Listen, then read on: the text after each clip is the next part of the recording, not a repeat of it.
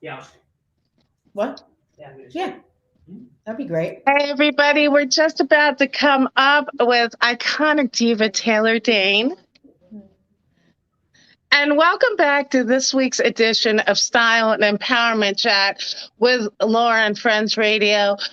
This week's guest embodies all of those things. I am so beyond excited to welcome internationally Grammy nominated, 75 million record selling, fierce, fabulous, glamorous diva, author, singer, activist, mother, Taylor Dayne. Thank you, Laura. That was great. Can I bring you out on the road with me? You can intro. Yes. Aw, thank you so much. It's beautiful. So there's so much to talk about. So I'm just so excited. So we'll dive right in. So, I mean, Taylor, you have been a veteran of this industry for so many years. You, at a very young age, discovered your voice. Well, I always wonder, you know, with vocalists of your power and stature, like when that moment where you're like, oh my God, I have this sound that nobody else has, that just came out of my body, and realizing that this is special. Like, when was that moment for you? I know it was very young. Yes. I'm not sure that I knew that I had a sound that was special. I just knew that I could mimic people on the radio. I had an ear and I was good at it. And that's because my neighbors told me, my mom told me, or I would sing along with anything and everything.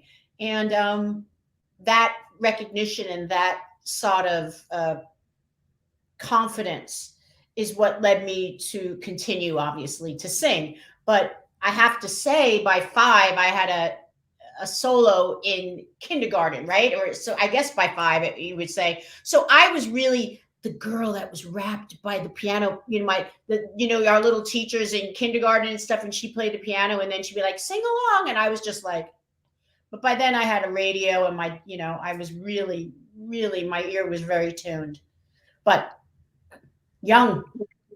Now, growing up, did you have vocalists that you looked up to that shaped you, that like were some of your favorites? Always. And, but it's very eclectic for me.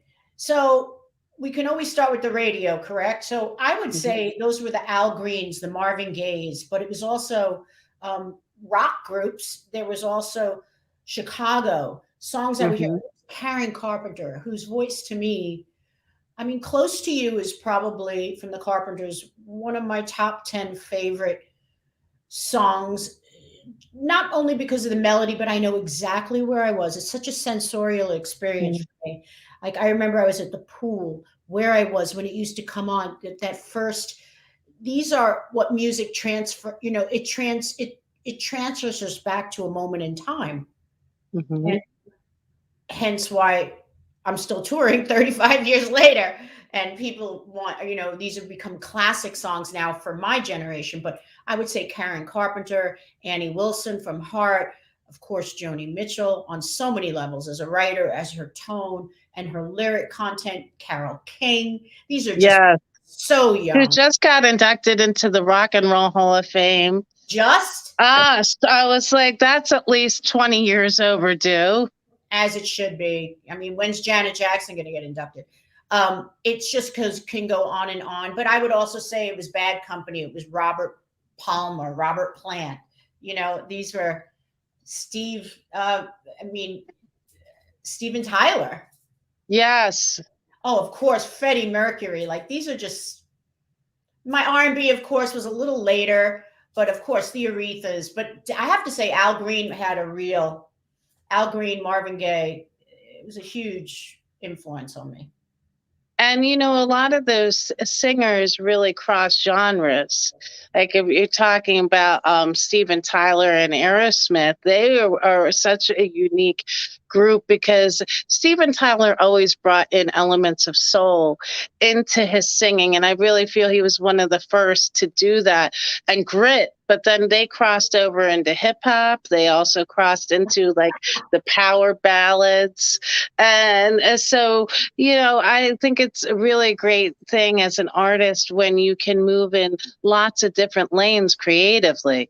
Sure. Well, look at like one of the bigger, I would say Blue Eyed Souls, Daryl Hall, one of the greats, just an amazing singer, writer, songwriter. Yeah, incredible. But you had those bands. The 70s for me is everything. You had the Temptations, right? Let's not even forget Prince. This is later on, but if you're talking about my influence on the radio when I was in my early influences, in the 70s, you had everything from Ohio Players to Earth, Wind and Fire, Maurice White, to Karen Carpenter, to Chicago, to Three Dog Night. I mean, it can go on. Beatles, even in the early 70s, you had Paul McCartney still, you had, John Lennon. I mean, it was quite extraordinary.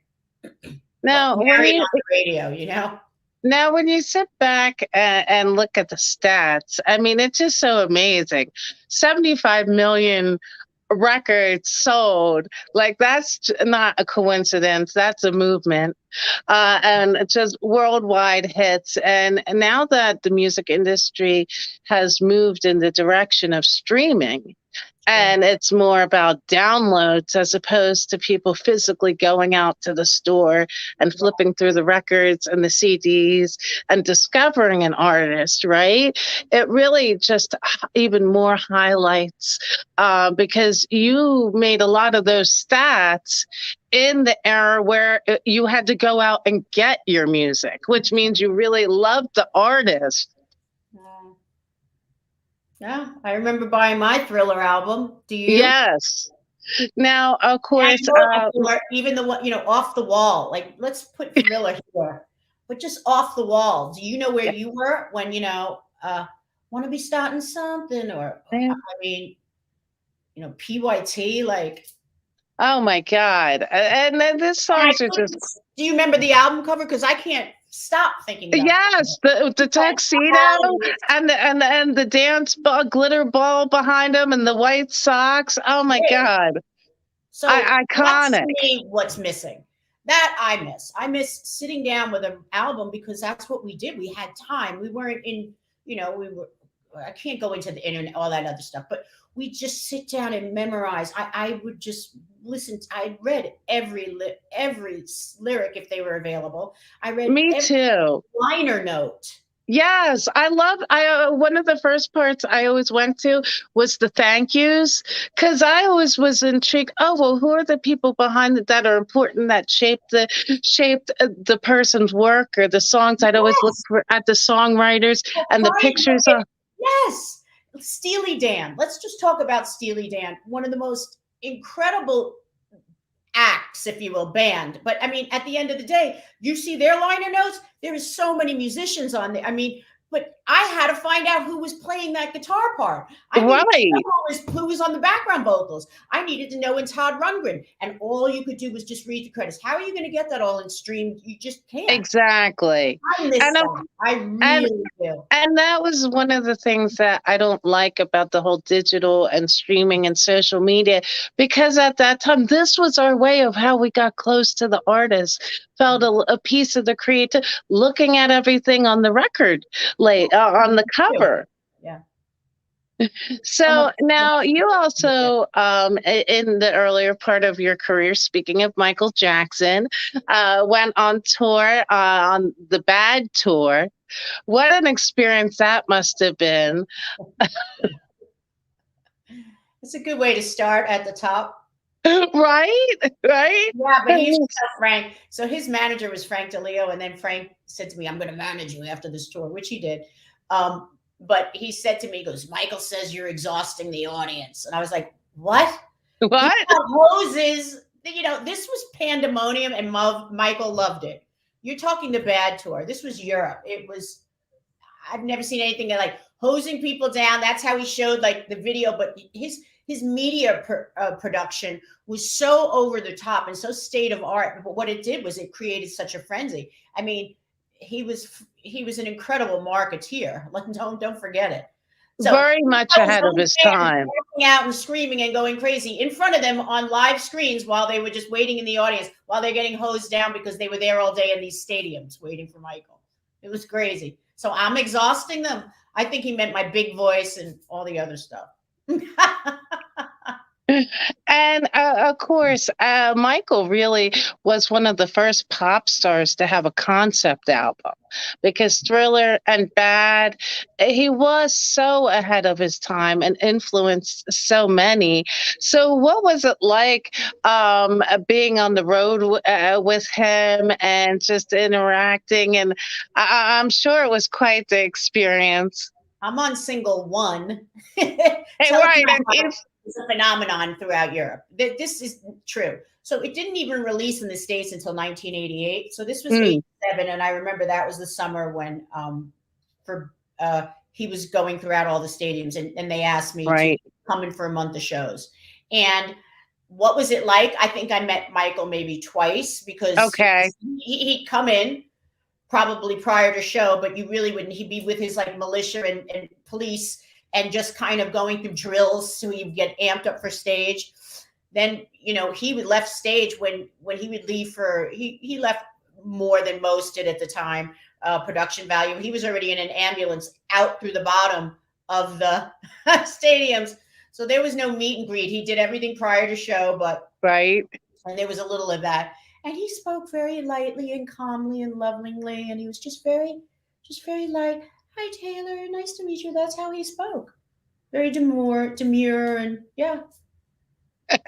And he got on stage, and it was like, Dirty Diana. Oh, he was just, I mean, he was huge everywhere. But I remember, especially in the 80s, he was so huge in the Asian market and Japan. Like they were falling over, passing out, crying in the streets.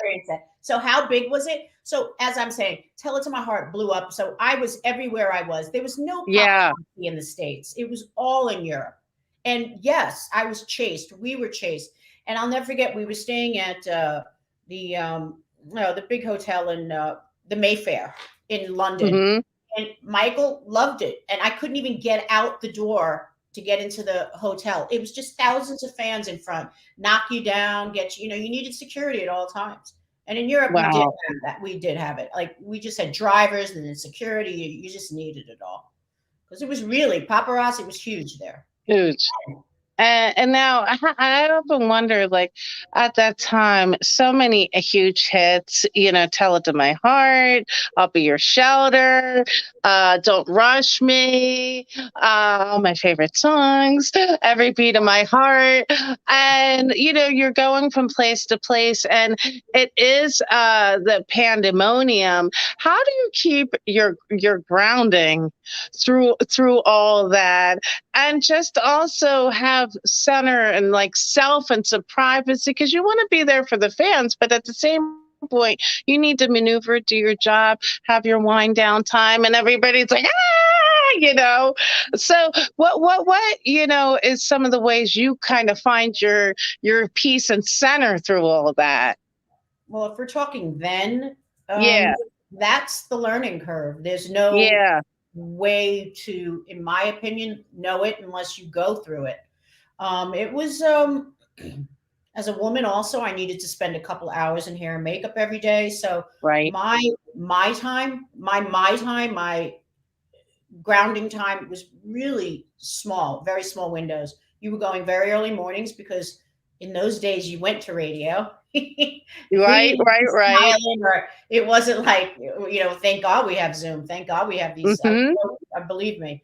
But we did a lot of radio shows very early morning. And then I'd usually be going into, more press. And then I'd be going into rehearsals because I had a show that night.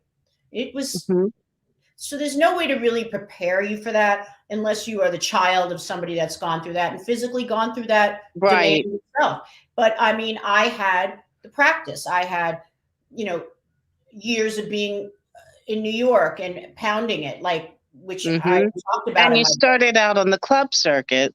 Exactly. But that was with the original acts. And then once I was working in the Russian club, so then it was demanded of me to be on stage. If I wasn't on stage 8 hours a night, I'd be shocked. So that's stamina, and that's where you grow up, and that's where things separate. And that's that 10,000 hours. That's that real outlier thing. You put the hours in, the time, and you find your grit, you find your backbone, you find your abilities that you didn't know you had. And you trust your instincts more. And that's so important. So important. Well, now, the difference between good and great. Yes. And now, in the early part of your career, you were discovered and signed by Clive Davis and Arista Records. I mean, that must have just been so exciting, not only to be signed, but Arista was iconic label. You know, Clive Davis, of course, discovered and mentored Whitney Houston, Dionne Warwick, so many amazing artists. To be part of that roster must have just been so exciting.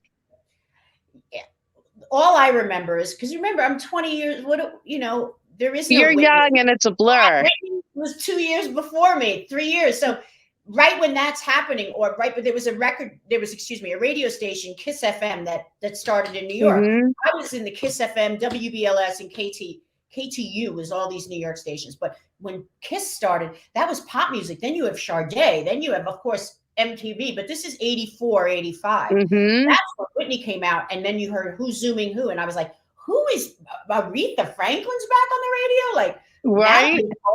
With Pink Cadillac, da, da, da, da. And I was like, who's got the balls to these big voices, these incredible voices, and yet find a song that's pop and amazing?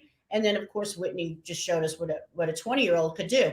And it was Arista, and it was Clive. And I go, that's the label I need to be on.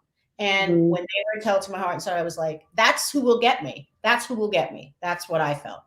And so there you go. So now fashion and beauty and all that is a large part of the mix of things. So what is some of the Taylor Dayne beauty regimen, and like your kind of go-to things that you're like, I must? Well, it's not necessarily I must have this mug, but I must have what's in this mug. And that's daily. This is a ritual. I'll start with lemon. This is my bone broth. This is my broth. This is my collagen peptide. This is a combination of, some people, like my son, can't even be in the same room with me. I don't care.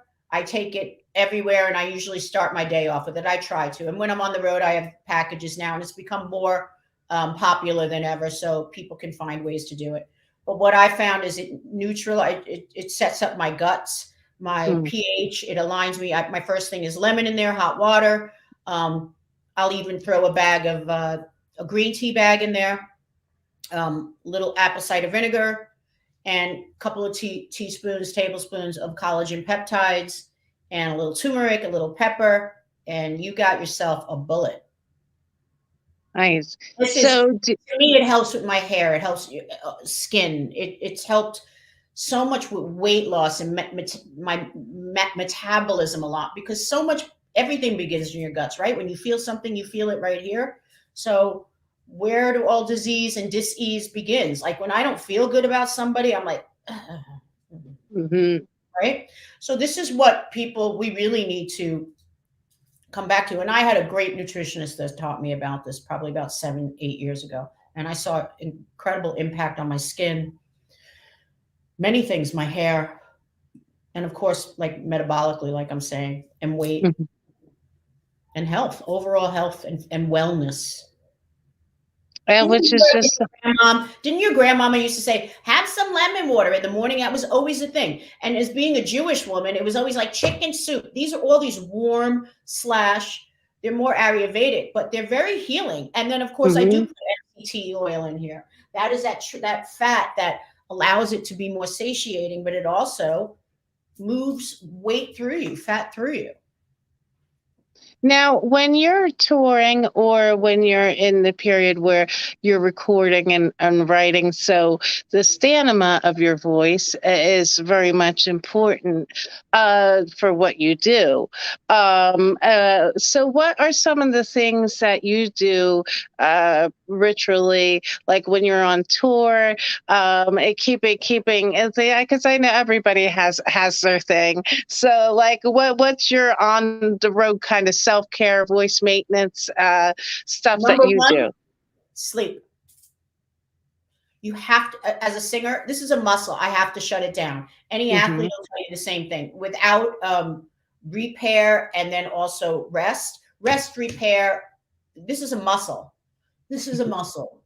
My vocal cords are muscles.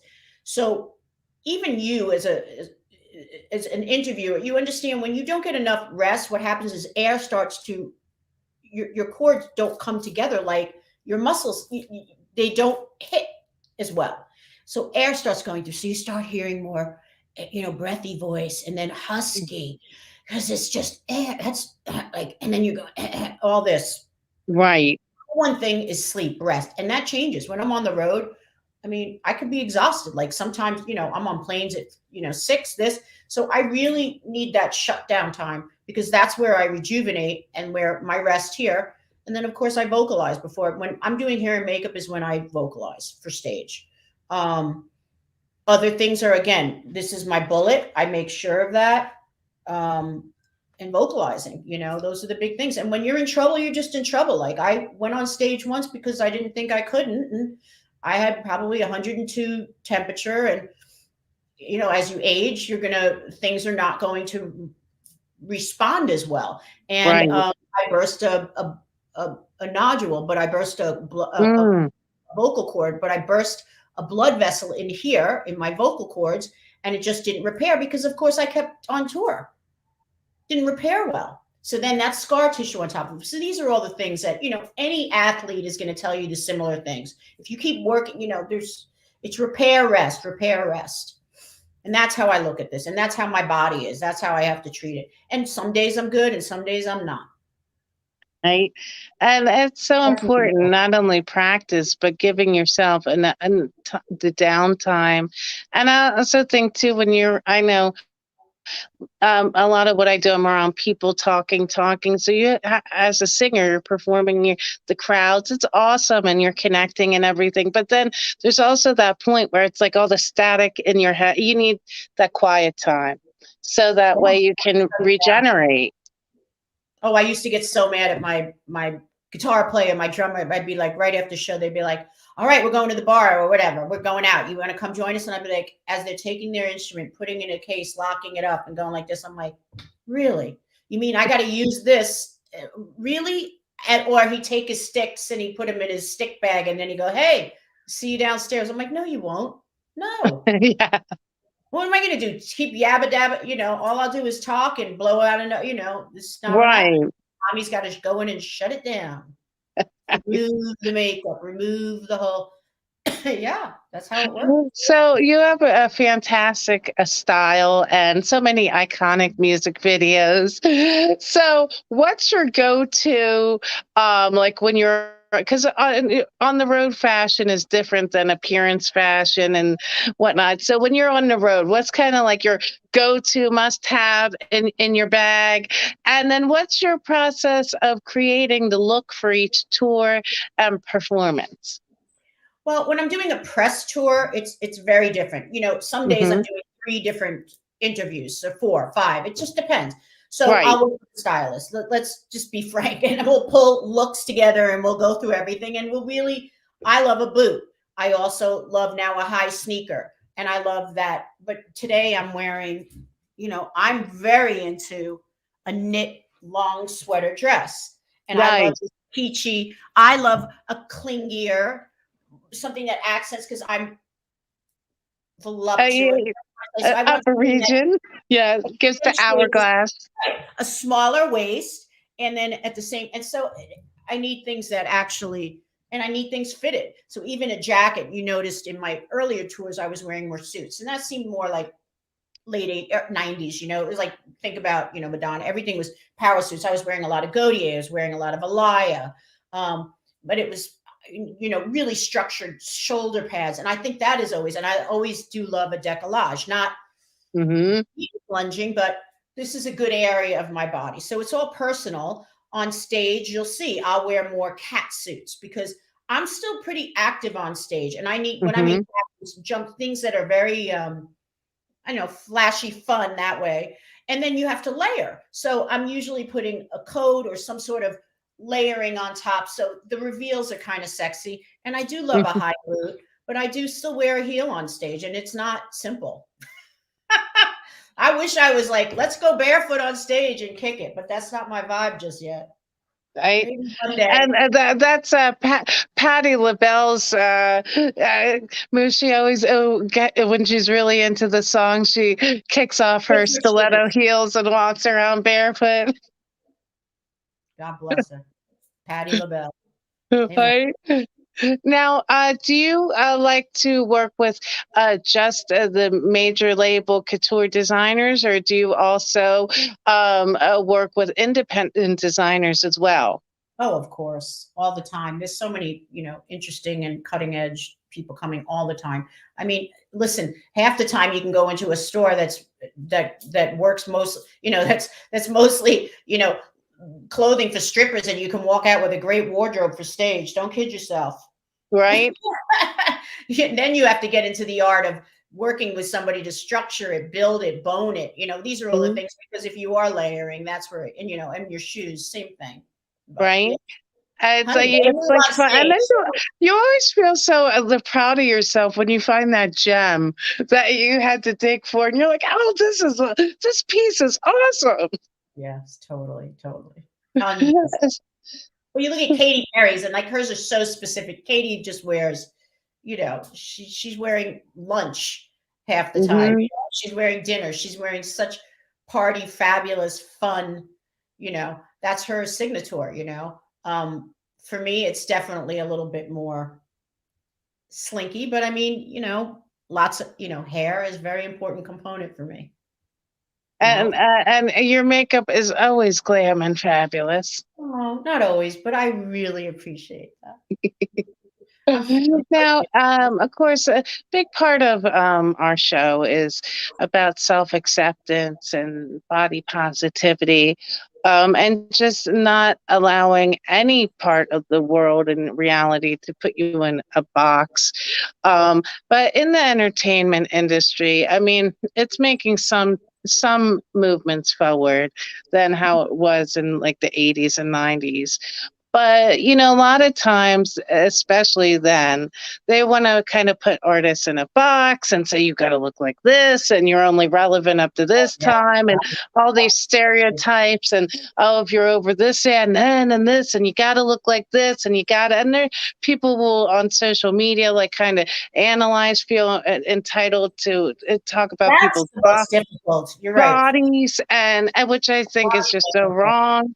And how do you, as an artist, because you have all these fans loving you and everything, but the other part of that, whoever you are, people with negative mindsets are like, oh, tearing people apart, and there's that pressure. So can you just talk to us a bit about how you've navigated through all that and just kept your self-esteem and positive body image, and not let people feel like you have to conform?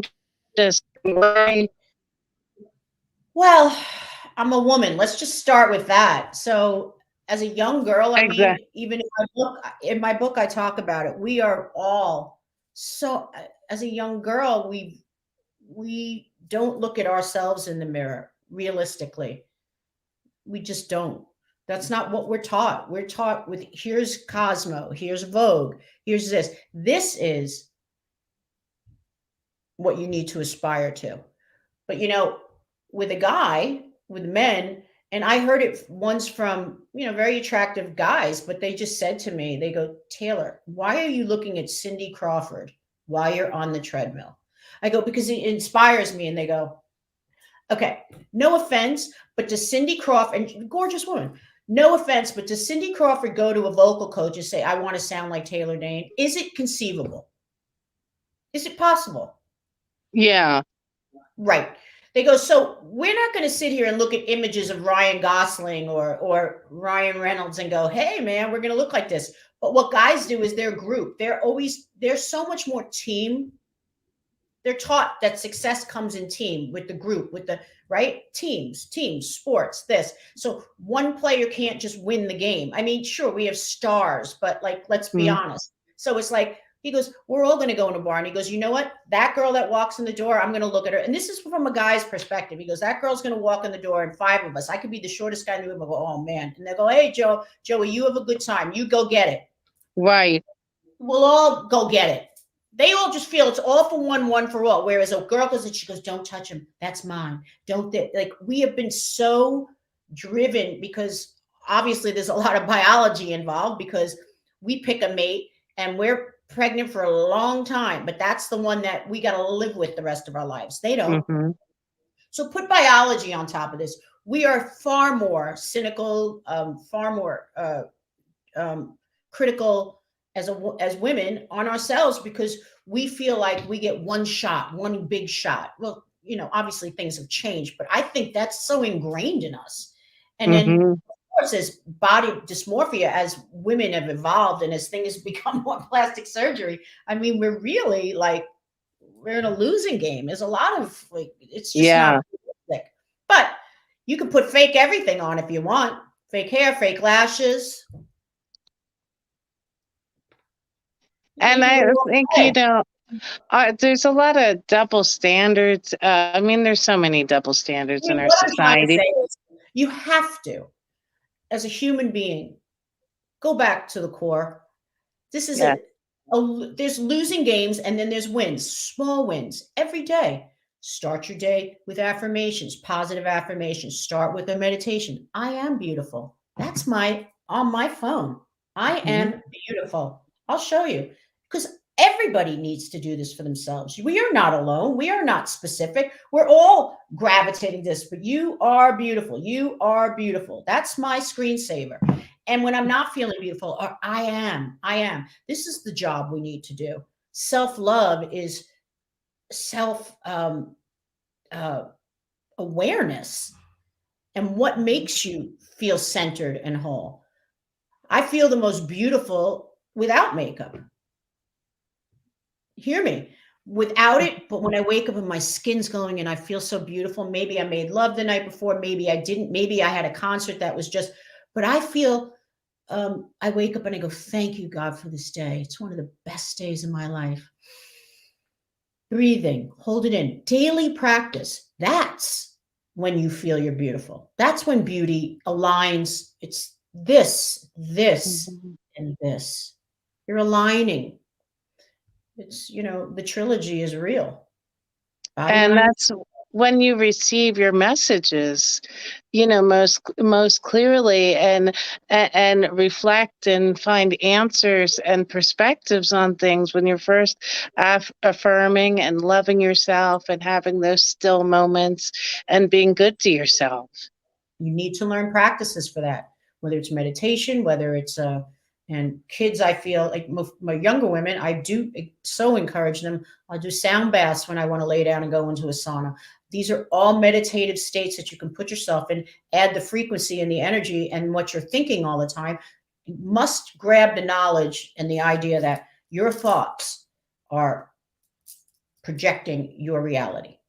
So stop the thought. Now, we all have negative thoughts 24 hours a day. Whatever the thought is, it's a shame thought, a self-shame, whatever it could be. She's pretty, whatever. Stop the thought, be aware of it. I am beautiful. I am enough. I am good. I am okay, just the way I am.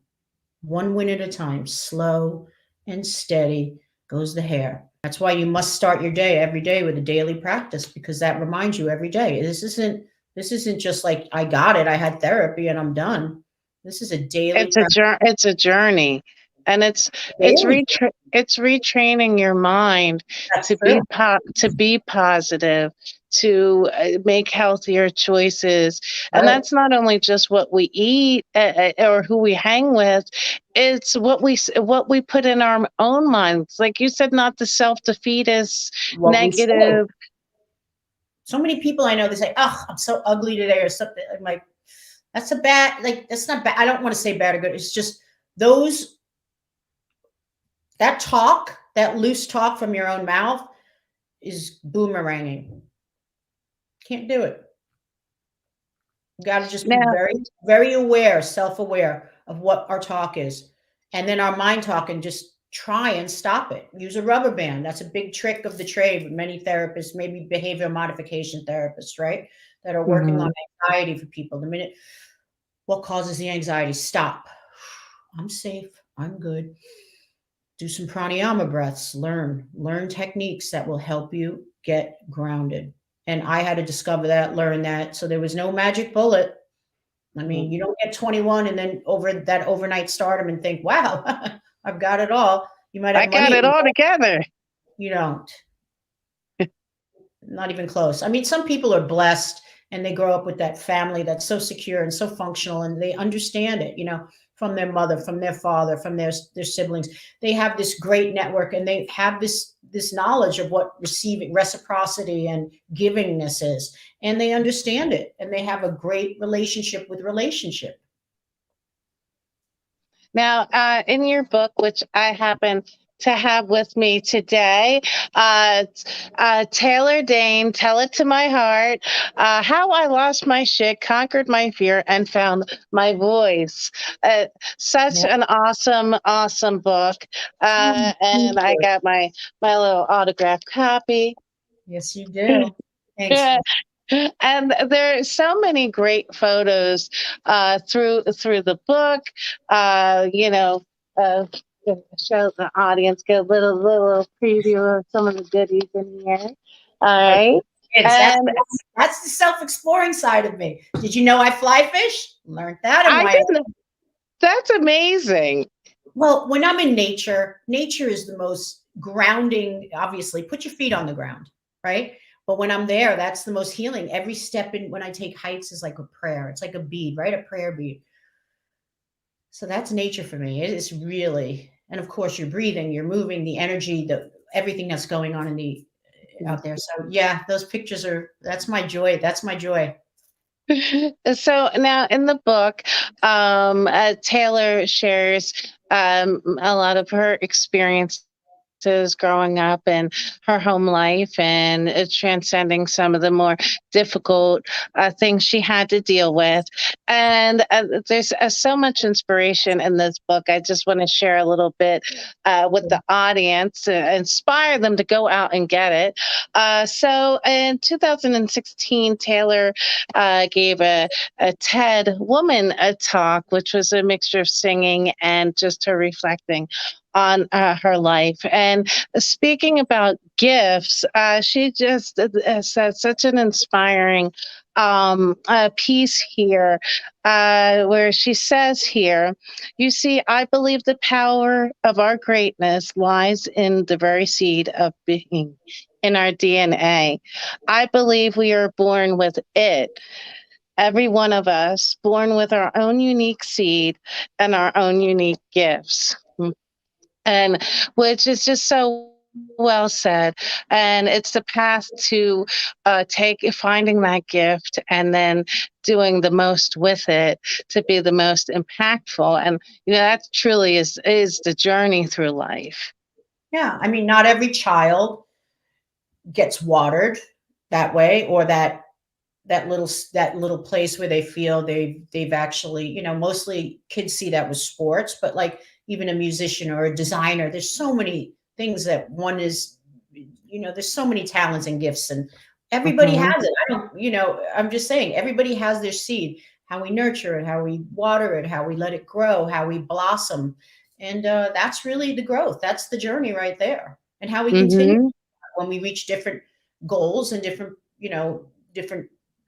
levels in our lives, and like where I am today is different. I don't want to need to be a mom anymore. I accomplished something that was really huge for me, and I am a mom. So I know, these are things, but so many other people are, everybody is in a different time. Everybody has a different time frame. And you're such an empowering and inspiring woman, and even the way in which you tackled motherhood. And we're paying tribute to Betty White before this segment, another woman who just defied social norms, and it's just the way you decided, look, I want to be a mom. I'm not married right now. I'm not with someone, but this is something that I want to do. And you went out and did it, and defies a lot of things that get beaten in our head, that there's only one way to do it, whether it's music or film or a role. If we want it in life, we have to go out and get it. Well said. I didn't have the idea of, look, I went for one child. Because in my book, I discuss a lot of my health issues growing up and the surgeries I've had on my bladder and kidney.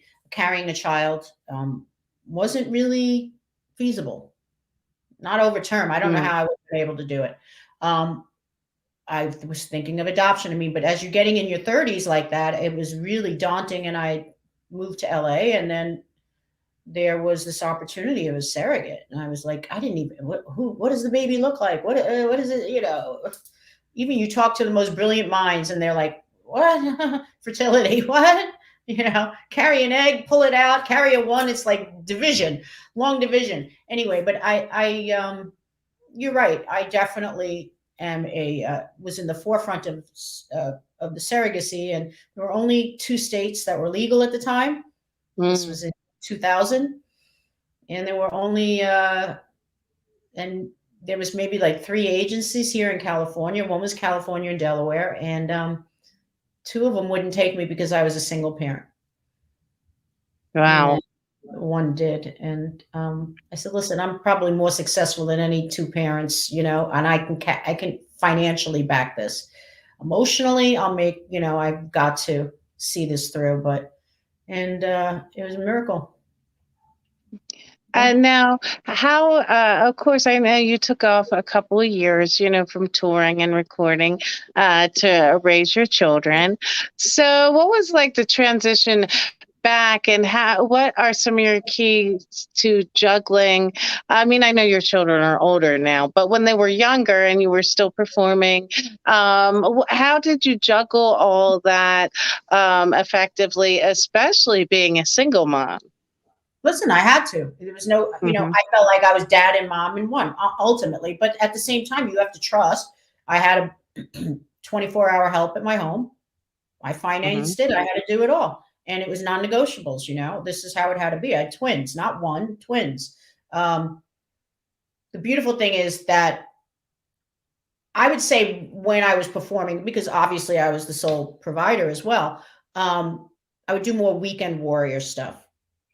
Friday, Saturday, Sunday, home. Friday, Saturday, Sunday, or Thursday, Friday, Saturday, fly home Sunday. Thursday, Friday, Saturday. I did a lot of that, for years, or productions that would be here. Or obviously when they were being born, I was in New York at the time. I was in my apartment, but I was on Aida then. But that was, I was in one place. Everybody was knitting booties and here in one location. So Vegas, or I try to do more residency stuff like that. To juggle. Yeah. And I'm fortunate. I could afford great childcare, and that's what I did. But I had live-ins and never any other option. Up until they were 16. And even then I wanted to kill myself because, think about it. 16, and I'm like, Ellie, you don't have to live in. She's like, oh no, I'll stay in the weekend if you're traveling. And then she'd stay, and then they'd be sneaking out the minute she went to bed anyway. So what's the difference? Yeah. Now are teenagers, bottom line. Yeah. Right. Now, did you ever bring your kids on the road with you? Yeah, of course. Summers were when they're younger. Of course. But as their life evolves and they become more, involved in their life, that became a little bit more difficult. But sure, of course. Sure. Or I put them, my family and most everybody's East Coast. So I would just build, tour dates. They have been mom, dad, brothers, aunts, best friends, they'd have fabulous time. Their cousins, So yeah, we'd hunker down in the East Coast, and they'd spend their summers there a lot of the time. Yeah. Or now So, Florida, because that's there's a lot of stuff going on there. Miami. so having a strong foundation and organization is definitely a key to balancing it all. Well, and also a lot of the stuff I just, the fear of losing control. So that's been what Yeah. I'm highly yeah, managerial that way. You're right. And I've managed because there's a lot of moving parts, but I functioned very well, but I'm very happy. They don't live here anymore. They are gone, baby. Oh yeah, there's also that like, hooey. My girlfriend said, "Isn't it sad they're getting older?" And I go, "Great. Fabulous. Great." They live together. They're amazing. I see them all the time because they stayed here in LA. Obviously, COVID changed a lot of their traveling school plans, but they're great. They're amazing. They're great kids. They're Aw. kids. They're people. They're insane. Yes. They're great. So, of course, in addition to being just such an amazing, iconic vocalist, you also are an activist, and you lobbied with the VH1 Save the Music Foundation we talk about this all the time, like live and breathe this, the importance of music education in the schools, and especially having children of your own. I'm sure that issue hit very close to home. The arts is just so important. So can you talk a bit about your linking up with the VH1 Foundation and just, being moved to testify, and too, what that's like? That must be a very head trippy moment. White House, no less. Yeah. Yeah, it was. Listen, I'm a product of public schools. I believe in the public school system. My kids are public school, and I had to move around a little bit here to make sure they were in proper school district where I could get what I felt was fundamental for them. And if it wasn't, and you notice, first and foremost, the arts is the first thing that goes. Arts program. Mhm. I used to have art class as well as music chorus as well as instrument, which is mind blowing. Now, I'm not saying that went on through the entire course of my elementary and junior high, but these became mandatory subjects. I mean, they were, and they really rounded it out for a struggling student like me with math, let's say. What I found with band and learning an instrument is it helped me then learn mathematics. It really did. It helped me start to out because it became, I could sing so easily or better, or as I was discovering my voice, but I could hear the notes and I realized that's a pattern, right? Well, then what are numbers? 1, 2, 3, 4, 5, 6, 7, 8, 9. I mean, a number is a number. You add them and you subtract. So it really helped me start seeing numbers better. When I comp my vocals, like I'm recording now, and I make graphs. Let's say I do 6 takes and I graph it and I number it. It's a crazy setup. Even my producer's like, "What the hell, bitch?" But I'm like, this is how I hear music when I'm breaking it apart and trying to build this effortless, organic sounding vocal that you hear. Every breath is something. Yeah. Now, what's your process? It was so important to me. My biggest influences were these music teachers for me. 2 of them, Miss Kasowski and Mr. Dayne. How can I remember that 50 years later? Because that's the influence. And just as any basketball or any football pro will tell you who their first coaches were, this is the fundamentals of learning. And also having an environment where you feel safe to be vulnerable and have the trial and error in the journey of finding your way through your talent is why it's so important with musical and art education. Listen, I didn't find it with the flute. I found it with the voice. So you're right. That was daunting to me, but I agree. But that goes back into practice. My voice is an instrument, right? So it's a muscle. And then into later developing into, working in more in clubs and then in a certain circuit band, and like that's your 10,000 hours. That's your outlier where you have that kind of hours in, and that's where you make the mistakes, where you find your voice, where you find different ways to and say you never want to sing in a club again like this. That's where that comes from. Now, I know some of your songs. I know some of your songs you wrote yourself, and others you co-wrote, and others were written for you. So what's your process? I'm sure it's different when you're writing the song from scratch organically. When a song is presented to you and then you pick your producers, or the label tells you what producers they're going to assign to the song, and you're starting that process of the vocal styling. What's that like? You know, that process of saying how you want to pitch it, or the bridge, the break, what kind of music you want with the lyrics. Can you give us some insight into that process? Because I'm in the middle of it pretty much right now. There's a song we're recording, original song, one I didn't write. But for me, when I hear, a song and I'm considering it, the first thing I usually listen to is the melody of it. See if it builds, if it goes someplace, not just the melody. Then next is the lyric. Is it believable? Is it something that I can say and swear by it for years, right? But also, will it really hone in? Will it hit? Because that's my stuff. Will it hit a place in people's psyche? And will it develop an energy, and will they believe it? And that it's a believability for me. And then of course, like, you need to be working with a monster producer, because oftentimes I'm like, I'm not sure if I can hear a hit song, because I'm not sure I can say that's a hit. Like, I don't want to put myself in that position. I know what I love and what feels good to me. And I've been proven wrong. If I say, oh, that's a hit, that's not. But for me, being able to vocalize it is a big thing, because I now trust my instrument so much more. So we had to play around with a lot of keys on this record that I'm working on now, because there are some covers on here that we're transposing from a male perspective into a female perspective. How do you sing those lyrics? How also, what key does that feel? Or am I moving it to a different key in my register to give the song what it deserves in this portion of it? So it's a lot of mechanics going through it, mental, but also just like any actor, their decision making, they are so much more comfortable the greater the actor with their decision making. Like Meryl Streep probably makes decisions, split-second decisions that you'll never see, but her instincts are so on point.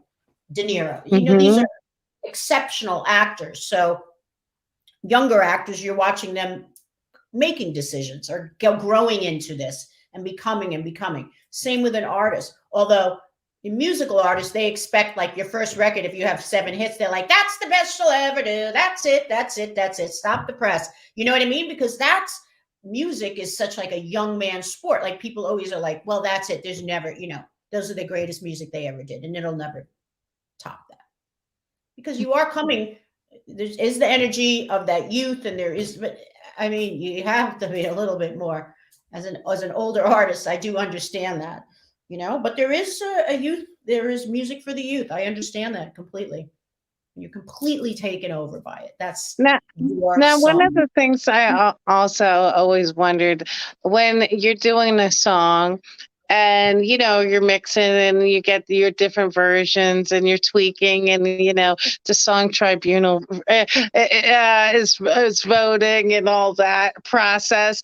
What's that moment where you say, I guess, is it just a gut thing where you say, okay, it's done, like, that's it, we got it, it doesn't need more layers of this or that, it's done, send it to masters? Like, what's that barometer or process when hey, this is a done song?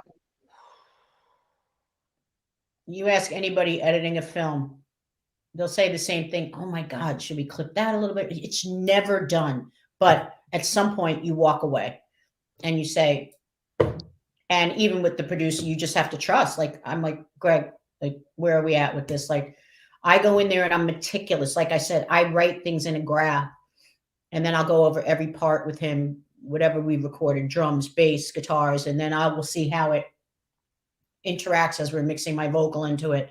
And then I'll go back and recomp some vocals and repunch in things where I feel, because I mean, that's just my head. That's where that's the art of the production of it.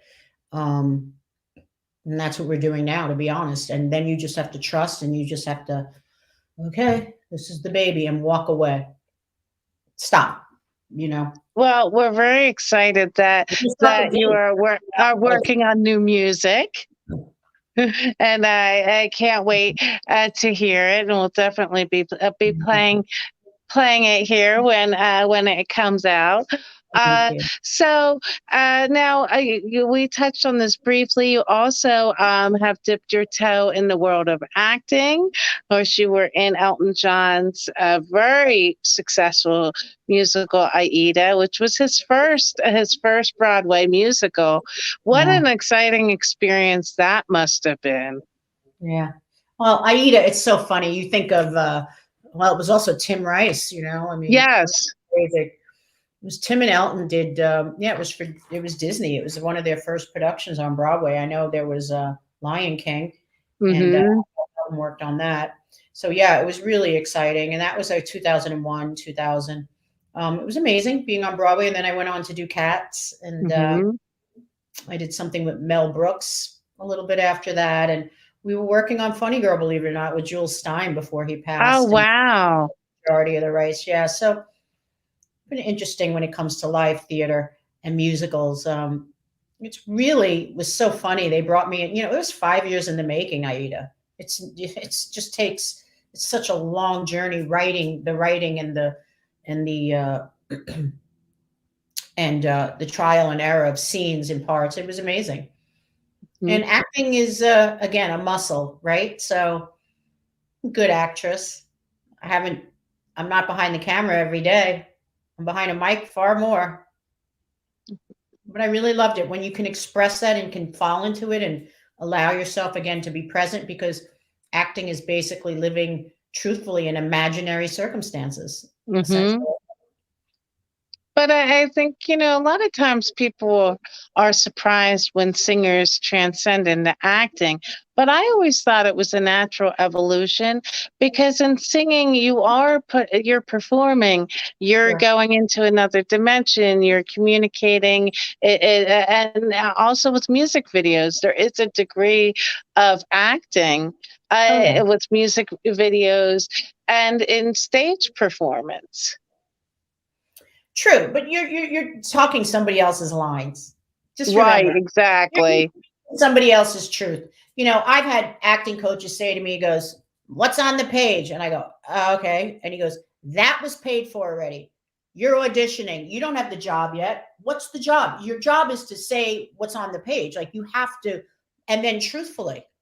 So I didn't write it, but you have to believe in that. That's why when people say they find a good role, they're fighting for it, because you've got to believe it. Yes. You've got to own it. So this is what you asked me about a song. It's the same thing, nothing different. Like when you take on a role, you know, if somebody says to you, "Yeah, you're going to be the hooker in this," you know, it's the same thing, same thing. I could see where you'd be a little over time. You're like, you know what, I'm done.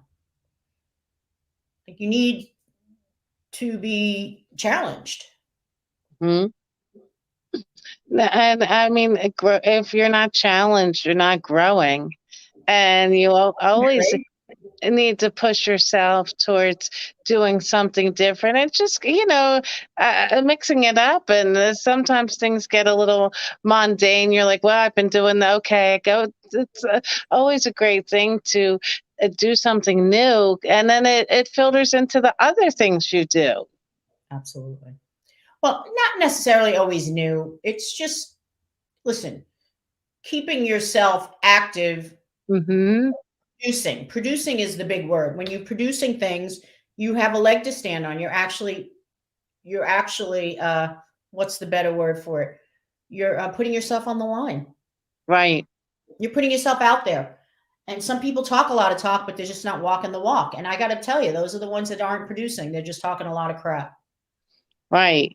Exactly. That's and different. then That's different. You know, you can't badger somebody that's putting it out there. You can't get mad at them unless it's negative and it's harmful, obviously. But they're doing the work. And they have the grit and gumption to try and put something out there that Yeah, wasn't there before. that's right. That's creativity. That's being creative. You see a lot of So, that with influencers. You see a lot of it. Now, you can shun everything you want, but if that's where the world is and that's what's considered popular culture, who are you to say? Hello, what are you, Mishima? Like, no.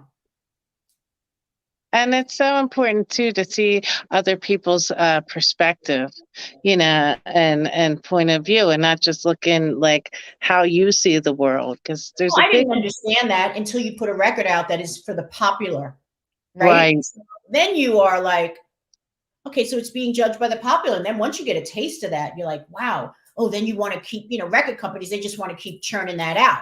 What is, Hmm.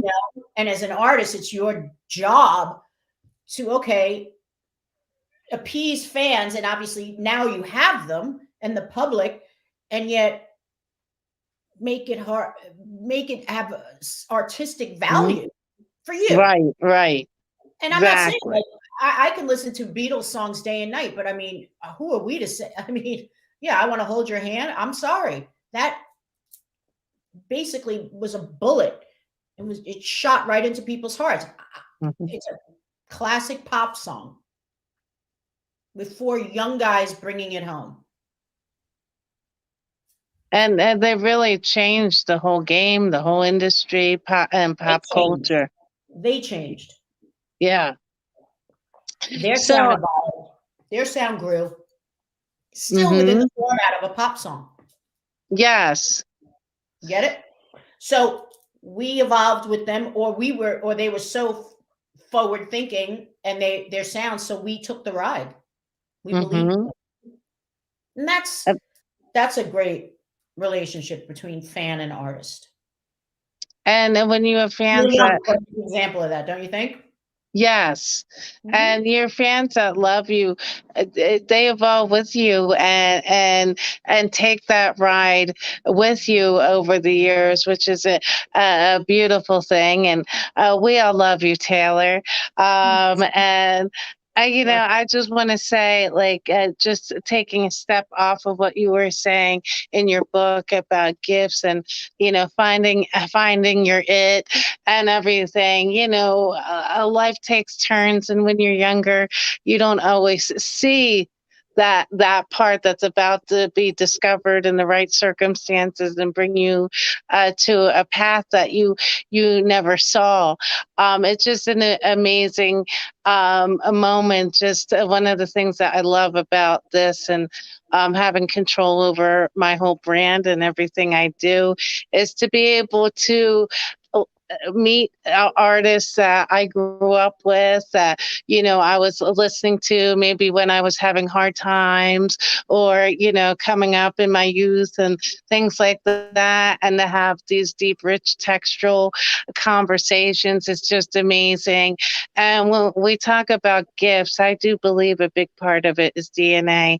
And we all have gifts, but I think some of us are extra special and have an extra level of gifts that come from God through the DNA.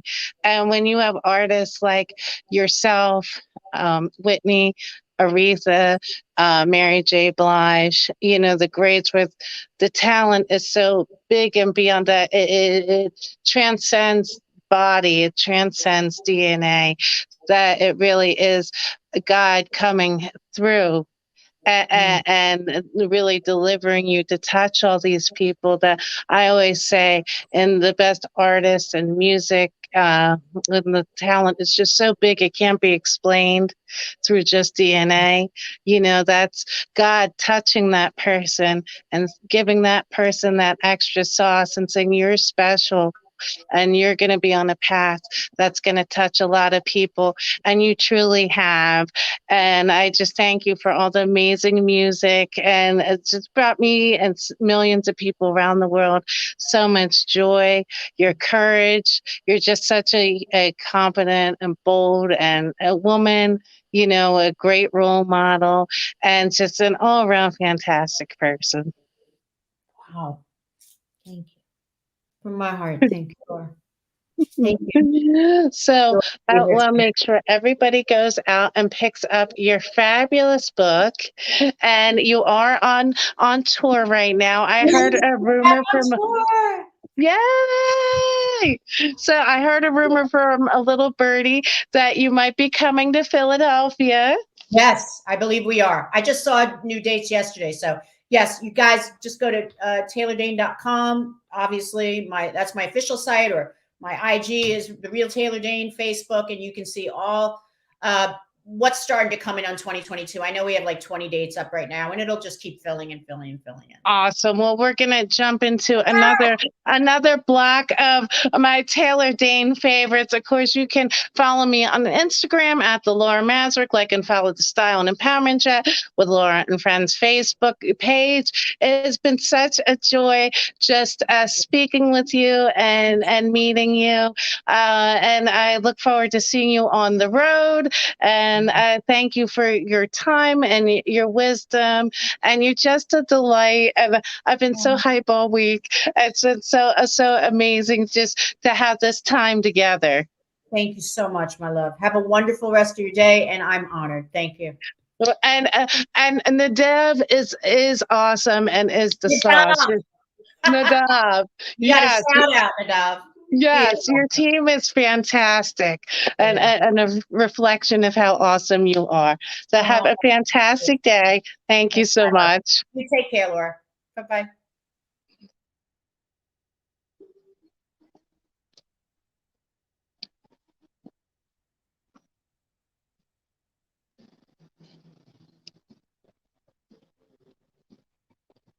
We're rocking out our favorite Taylor Dayne hits.